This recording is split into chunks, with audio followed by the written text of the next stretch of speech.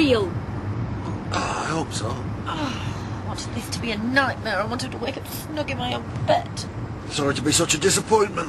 You snore like a pig. Well, I won't anymore. Not Abe walking me up. Where are my clothes? Well, I'll be in here somewhere. You mean we? Yeah. Oh, no, don't tell me. I don't want to know. I don't want anyone to know. Look, turn your back while I find my clothes and get dressed. I'm going home. That might be a bit of a problem. We've probably been driving a few hours. You're abducting me. No. If Dean had realised there was anyone in the back, he'd never have taken the load. So where are we?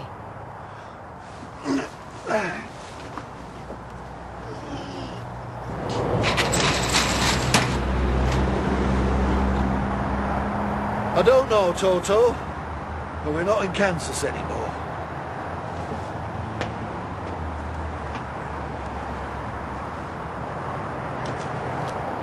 Which do you want first, the good news or the bad? Well, the good news is that Dean's nipped into the bushes for a call of nature, so the coast's clear. Oh, thank goodness. And what about the bad news? We're just outside Hull.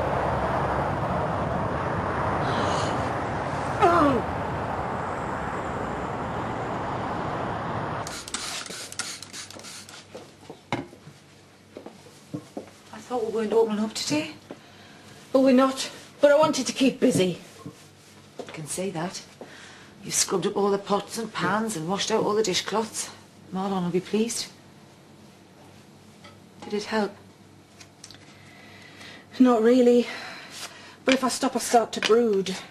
It's only natural. I need to stay strong for the kids. How are they? Well, Vic finally went to sleep on the sofa and Daz is staying over. Andy? He's gone back to the farm. He seemed to want to be alone. He's suffering too.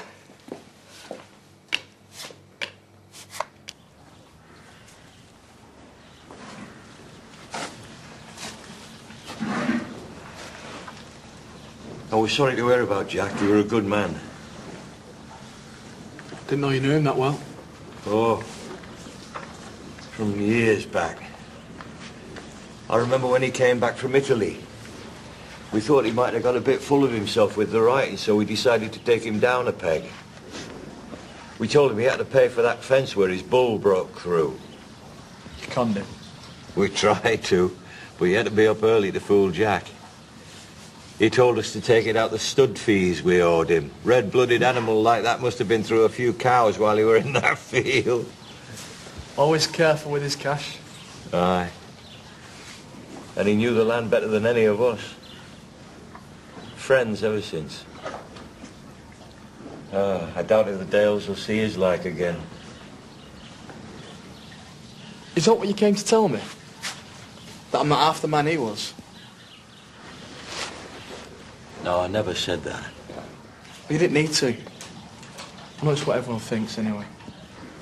I came to pay my respects and offer any help I might be able to.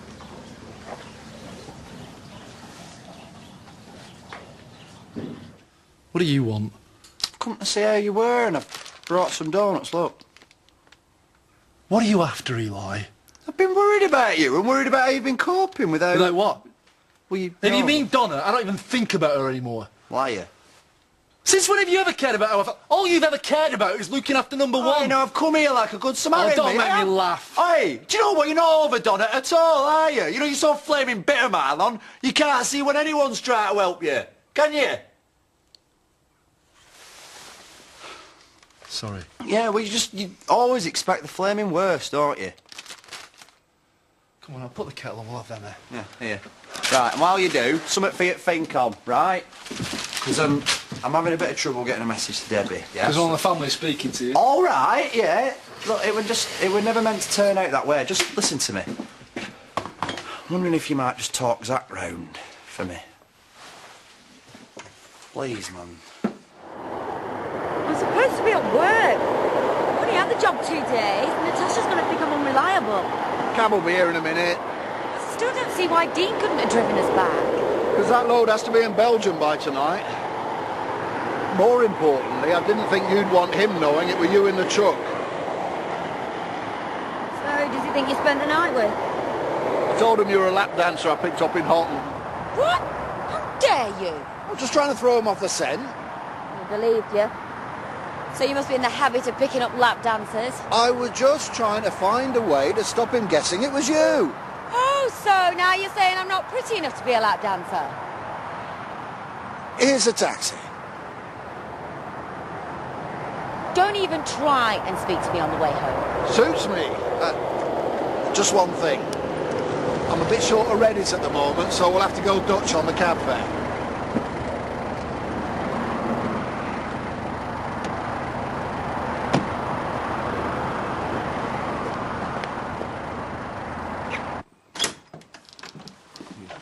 We can manage.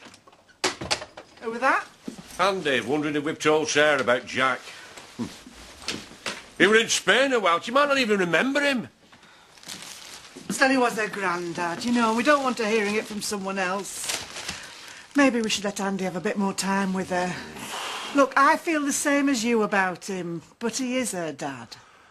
I suppose you're right. Got to put family first. There's something else to tell Debbie when you see her. Yeah, I've been getting some stuff together to take her. Huh? Debbie doesn't smoke. No, she can use it to smooth away inside. It's like cash in there. Oh, I'm glad to see you, love. How you doing? Fine. Are you sure?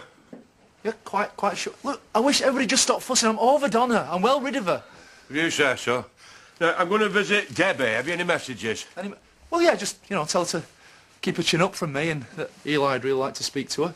Don't mention his name in this house. He stopped being part of this family when he betrayed one of his He own. never meant things to turn out this way. She could be in there for life and we'll never forgive him. Look, he really cares about Debbie. He sits there in Tuggill, surrounded by stuff, trying to think of ways to get her back.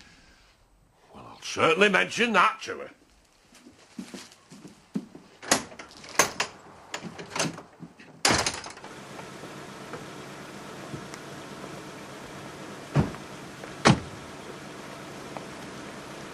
Hide. What?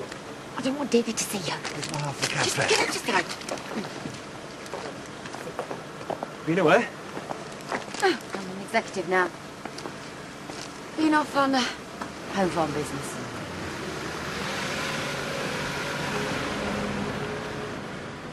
Morning, Jimmy.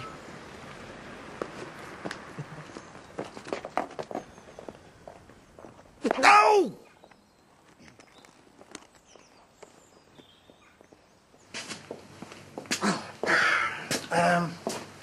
Could I have a drink? Help yourself. It's good of you to offer to help. Whatever happened between me and Andy, Jack was always really good to me. I'm really going to miss him. We all are. Victoria's been crying all morning.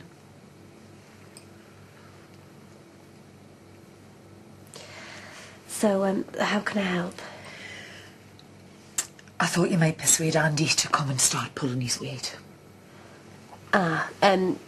See, things aren't really great between us at the moment. Well, that's true for the whole village. Nobody likes him. But Diane's got enough to worry about without fretting over Andy. She's off to Spain tonight. We're going to organise the funeral arrangements while she's gone. He's the only one not lifting a finger. No, you're right. OK, I'll try and talk to him, I will. I'll see you later. I could call Ashley. Could I, have another drink? So, what sort of funeral does she want? I don't know. Well, perhaps you better ask her before she leaves. I don't know. I'll probably say the wrong thing and upset her even more. Oh, we all have our own ways of grieving. I'm sure she's just very happy that you're here to support her. Well, she shouldn't be. It's all my fault. What? Don't be so ridiculous. I should never have made up those stories about your health and Rodney's. I've tempted fate. Fate has been around long enough to resist temptation by now.